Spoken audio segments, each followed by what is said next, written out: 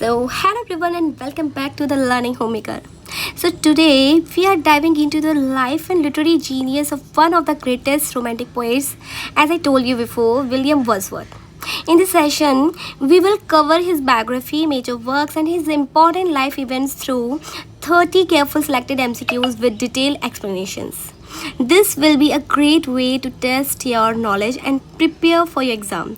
So let's get started with these essential questions.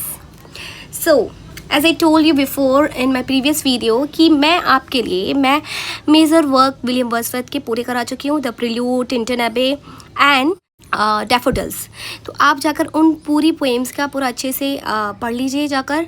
और आज मैं उन्हीं वर्क से रिलेटेड क्वेश्चन लाई हूँ और विलियम वर्ड्सवर्थ की लाइफ से रिलेटेड. विलियम वर्ड्सवर्थ की बायोग्राफी में बहुत पहले डाल चुकी हूँ, तो जाके you can check it out. और चलिए let's get started. So question number 1.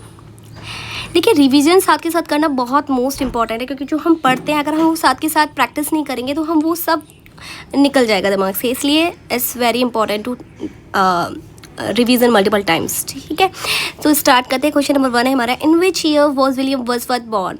तो ये सभी को पता होगा, विलियम वर्ड्सवर्थ बॉर्न हुए थे हमारे 7 अप्रैल 1770 कॉकरमाउथ, कुंबरलैंड में. ठीक है, तो answer is a.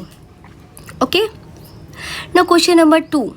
Who collaborated with William Wordsworth on lyrical ballads? ये क्वेश्चन भी सबको पता है. और ये वाला क्वेश्चन हमारा अभी जो रिसेंटली GIC का एग्ज़ाम हुआ था उसमें भी आया था कि किसके साथ मिलकर विलियम वर्ड्सवर्थ ने लिरिकल बैलेड्स को कोलैबोरेट किया था. तो दैट इज़ एस.टी. कॉलरिज, जो उनके बहुत ही प्यारे मित्र थे, जिन्होंने उनके साथ मिलकर, और जो लिरिकल बैलेड्स में उनकी जो एंड होता है वो लास्ट पोएम उनकी टिंटन एबे है. टिंटन एबे का मैंने फुल समरी अपनी लॉन्ग वीडियोस में डाली है, आप जाकर चेक कर सकते हो. बहुत ही मैंने इजीली आप लोगों को एक्सप्लेन किया है, उसकी पूरी इंपॉर्टेंट डिटेल्स दी हैं. सो तो answer is ST. Coleridge, published in 1798. ठीक है, सो ना question number 3. What is the full title of the poem Tintern एबे.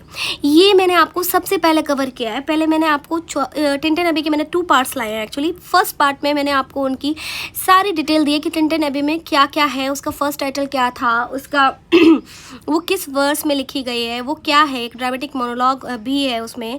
तो ये सब मैंने आपको पूरी डिटेल दी है. अगर आप थोड़ा सा भी यहाँ पे कंफ्यूज हो रहे हो ना, तो सबसे पहले जाके मेरी वो तीनों वर्क आप जाकर पढ़ कर आइए, तो आप सारे आंसर्स यहाँ पे देखिए. क्वेश्चन जब भी हम लगाते हैं ना, तो सबसे पहले हमें उसकी पूरी डिटेल में जाना चाहिए. अभी कोई एग्ज़ाम की डेट नहीं आई है, ना ही TGT की, ना ही PGT की, ना ही GIC की. एग्ज़ाम सारे हो चुके हैं, नोटिफिकेशन आने वाला है. तो हम तैयारी अगर डीपली करेंगे तो इट इज़ बेटर.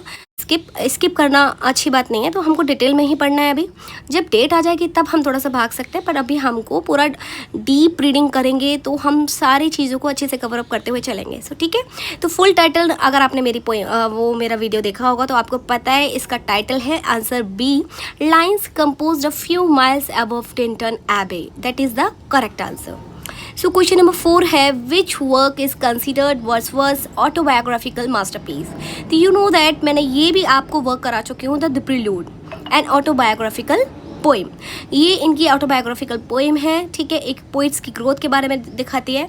बहुत ही प्यारा वर्क है, जिसमें इन्होंने अपना पूरा मतलब जान डाल दी. बहुत ही सुंदर वर्क है. So question number 5, in which year was the first edition of lyrical ballads was publish. तो देखिए, इसकी 3 एडिशन आए थे, जो कि फर्स्ट एडिशन जो था, जहाँ से हम रोमांटिक मूवमेंट्स की शुरुआत मानते हैं, तो that was 1798. Answer is C. Okay, now question number 6, who succeeded Robert Southey as poet laureate in 1843. तो आप लोगों को सबको पता है कि विलियम वर्ड्सवर्थ है, तो answer is a, and held until उनकी डेथ तक वो 1850 तक वही पोइट लॉरेट रहे. ठीक है, so question number 7, which poem contains the child is the father of the man. तो ये भी आपको पता है, माई हार्ट लीप्स अप, ये लाइन वहाँ से आती है. इट वॉज रिटेन इन 1802 में लिखी गई थी. ठीक है, so question number 8, what is the central theme of Tintern एबे. टिंटन एबे की सेंट्रल थीम क्या है? ये आपको पता है कि नेचर एंड मेमोरी है. वो जो 5 years बाद दोबारा से उस जगह जाते हैं, तो वो अपनी सारी मेमोरी रिकलेक्ट करते हैं, तो इट रिफ्लेक्ट्स ऑन नेचर. तो answer is B. Now question number 9, how many books are there in the final version of the prelude. कितनी बुक्स हैं ये भी आपको पता है कि 14 बुक्स है total, and it was published in 1850. ठीक है, Okay, now question number 10. Wordsworth is primarily known as a poet of, आप सभी को पता है he is known as a poet of nature.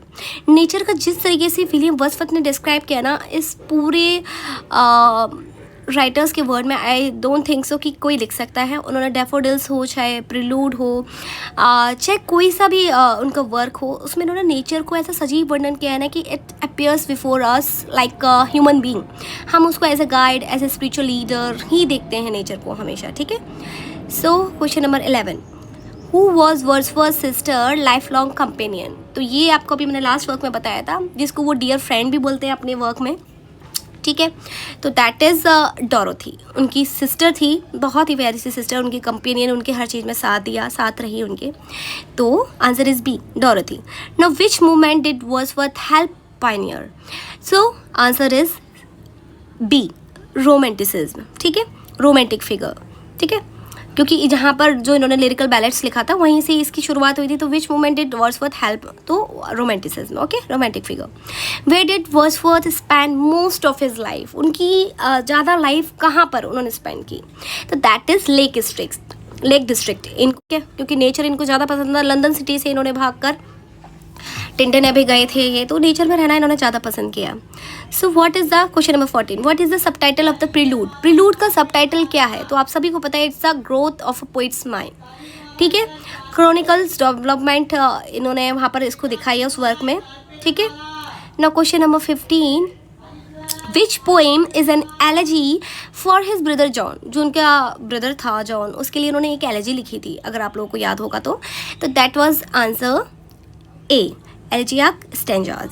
ठीक है, इंस्पायर्ड वो किससे हुए थे, पील कासल से. ठीक है. Now question number 16. What did Wordsworth call the anchor of my purest thoughts. ठीक है, तो नेचर है. ठीक है, उन्होंने ये टिंटन एबे में बहुत अच्छे से लिखा है कि anchor of my purest thoughts, मेरे जो प्योरेस्ट थॉट्स है उनका एंकर कौन है, नेचर है. तो question number 17. In the prelude the French revolution is described as. French revolution को उन्होंने कैसे डिस्क्राइब किया है, तो a time of great hope. Answer is B. ठीक है. Now question number 18. What year did Wordsworth die. किस ईयर में मरे थे. तो वो पोर्ट लैरोरेट जो रहे थे अपने मरने तक रहे थे 1850 तक, तो डाइट हुए थे 1850. तो answer is C, 1850. Now question number 19. Which poem has the line I wander lonely as a cloud. ये मैंने अभी आपको रिसेंटली लास्ट मेरा वीडियो यही है, डैफोडिल्स के लिए है, जिसको हम डैफोडिल्स को जो उसकी फर्स्ट लाइन यही है, I wander lonely as a cloud. तो ये डैफोडिल्स के बारे में है. तो आंसर इज बी. ना question number 20. Who is the child in ode intimation of immortality. तो answer is the soul explores childhood. Okay. ना question number 21. What did Wordsworth advocate in preface. Preface में उन्होंने क्या एडवोकेट किया है, तो the language of common man, poetry for all. ठीक है, वो चाहते थे कि उनकी पोएम्स सभी के लिए हो, मतलब कोई क्लासिफिकेशन ना हो, कोई भेदभाव ना हो, इसीलिए. ठीक है, language of common man. Right. ना question number 22. Which collection includes the solitary reaper. तो it was the poem in 2 volumes. ठीक है, पब्लिश्ड इन 1807. ना question number 23. What is the primary meter of the prelude. Prelude क्या है, किस में लिखी गई है, तो दैट वाज ब्लैंक वर्स. ठीक है, अनराइम्ड पेंटामीटर है इसका. ठीक है, आंसर इज बी. ना question number 24. The Lucy poems were inspired by home. किसके द्वारा इंस्पायर्ड की गई थी, तो वो इंस्पायर्ड हुई थी एन आइडलाइज्ड फिगर, मतलब अननोन है, ऐसा कुछ पता नहीं है. So answer is C. What aspect of nature 25. Question number 25. What aspect of nature is most prominent. तो वहाँ पे ज़्यादातर ए माउंटेन्स एंड लेक्स दिखाए गए हैं. ठीक है, नॉर्दर्न लैंडस्केप के. तो question number 26. What is ode to duty about. ode to duty किसके बारे में है, तो आंसर इज मॉरल लॉ के बारे में, सी. Now 27. Which poem describe the beauteous forms. beauteous forms कौन सी पोएम डिस्क्राइब करती है, तो टिंटन एबे. टिंटन एबे में उन्होंने इतना अच्छा वर्णन किया है ना नेचर का, बहुत ही सुंदर वर्णन किया है. उन्होंने 3 फेजेज़ में डिवाइड भी किया है कि उनको नेचर ने किस तरीके से उनकी लाइफ को चेंज किया. उनके 3 फेज उन्होंने बताए हैं. So question number 28. Wordsworth view of childhood is. कैसा होता है चाइल्डहुड वर्ड्सवर्थ के हिसाब से, तो डिवाइन एंड इनोसेंट. उनके हिसाब से होता है वर्ड्सवर्थ की जो हमारा बचपन होता है, चाइल्डहुड होता है, वो वहाँ पर बच्चे बहुत इतने इनोसेंट होते हैं, बहुत चाइल्डहुड इज डिवाइन. उन्होंने तो गॉड से कंपेयर कर दिया पूरा. उनके हिसाब से कोई चालाकी नहीं होती, छल कपट नहीं होता। जिससे जैसे हम बड़े जाते होते जाते ना, तो हमारे अंदर वो सब चीज़ें बढ़ती जाती हैं। तो question number 29, which collection contains many famous sonnets? सबसे ज़्यादा फेमस सोनेट्स किस में है? तो that is poems in 2 volumes, right? Answer is B. ठीक है, इसमें सोनेट्स भी हैं। So question number 30 and the last question, who was Wordsworth wife? Wordsworth की वाइफ कौन थी? देखिए, डोरोथी तो उनकी सिस्टर थी, तो Mary Hutchinson. A, answer is A. तो इन्होंने इनसे शादी की थी 1802 में। तो ये थे हमारे 30 क्वेश्चंस, और मैंने आपको बहुत ही फास्ट, बिना किसी फालतू बातों के मैंने आपको ये क्वेश्चन कराए।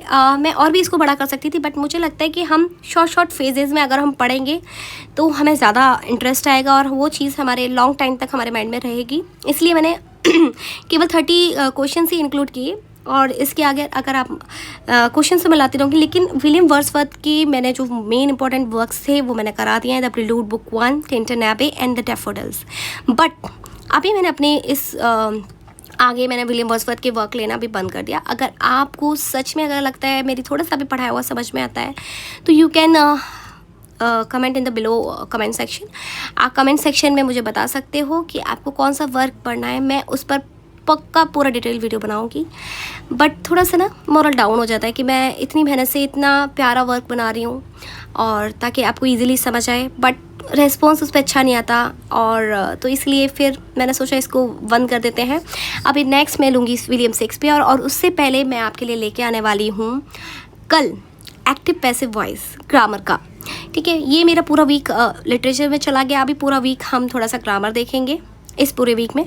फिर मैं नेक्स्ट सैटरडे, मतलब नेक्स्ट ये सैटरडे तो निकल गया, अभी नेक्स्ट सैटरडे मैं आप लोगों के लिए विलियम शेक्सपियर के सारे इंपॉर्टेंट वर्क जितने भी हैं, उनके तो बहुत सारे हैं, तो 1 बाय 1 में लेके आऊँगी, जिससे कि हमारे देखिए एग्ज़ाम हमें मल्टी टास्क ओरिएंटेड वर्क करने पड़ेंगे, जो कि हमारे टीजीटी में भी आ रहा है, हमारे पीजीटी में भी आ रहा है, हमारे जीआईसी में भी आ रहा है, एलटी ग्रेड में भी आ रहा है। लेकिन टीजीटी में तो 4 राइटर्स आ रहे हैं, है ना? William Wordsworth, William Shakespeare, John Milton and John Galsworthy. तो ये तो हमारे पोर्ट वैसे ही कवर हो ही जाएंगे। तो उसके साथ साथ विलियम वर्ड्सवर्थ हमारा जीआईसी में भी है, एलटी ग्रेड में भी है, और हमारा पीजीटी में भी है। तो वो हमारे साथ में साथ वो भी कवर अप होते चल रहा है। तो आप धीरे धीरे चलिए, और best of luck for your future. I wish कि आप सभी की पढ़ाई ऐसे चलती रहे और आप लोग जल्दी से जॉब प्राप्त करो आपकी मेहनत से। तो मिलती हूँ नेक्स्ट वीडियो में, और प्लीज़ अगर मुझे बताना वीडियो अगर अच्छी लग रही है तो भी बताना, नहीं अच्छी लग रही है तो भी बताना, बट बताना, ठीक है? अगर आप कोई वर्क चाहते हो तो मैं उस पर भी पूरा डिटेल वीडियो बना दूँगी, चाहे वो ग्रामर का हो चाहे लिटरेचर का। I will love to do this. I will love to help you.